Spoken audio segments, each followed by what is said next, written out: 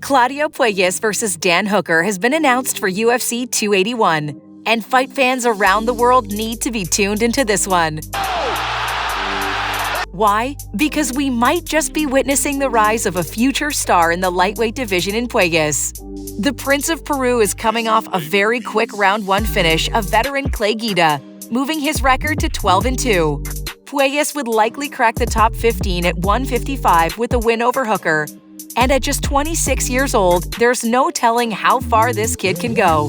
What separates Puelles from the dozens of up-and-coming UFC prospects is his world-class jiu-jitsu.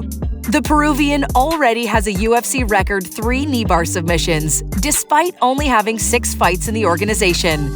One of those knee bar subs came against Felipe Silva, a fight in which Puelles set another record.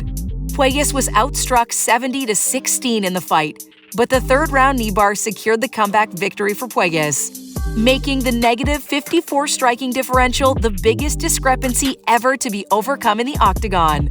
This fight is a great example of how deadly the BJJ of Puelles is. It's a weapon that makes him a threat in any fight and at any point in the fight. Puelles could be considered a one-trick pony early in his career, but since joining Sanford MMA and Henry Hooft in 2021, he's developed into a capable striker who's adding new wrinkles to his game in each fight.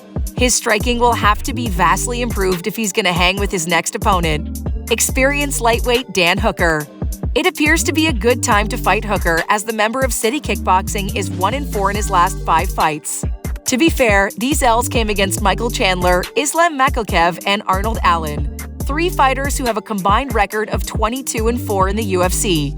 A matchup between Puelles and Hooker guarantees to be a fun one that will come down to the battle between Puelles' submission game against Hooker's striking.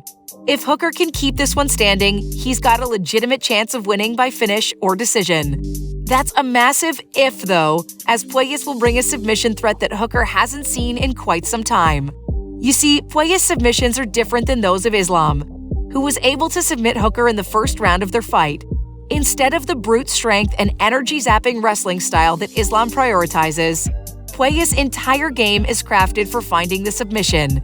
Puelles will look to create as many scrambles as he can with Hooker, where he'll constantly be looking for his slick submissions. Even when Puelles is on the bottom, he's both comfortable and dangerous. The bookies have Puelles as a small -145 favorite, with Hooker coming back as the +110 underdog. And it'll be interesting to see how this line moves as the fight gets closer. A win against 14th-ranked Dan Hooker would ensure that Puelles' next fight is a big one. So who do you think the UFC will give him next? Or do you think that Dan Hooker finds a way to beat Puelles? Let us know your thoughts on the young Peruvian prospect and what his future holds in the UFC in the comments below.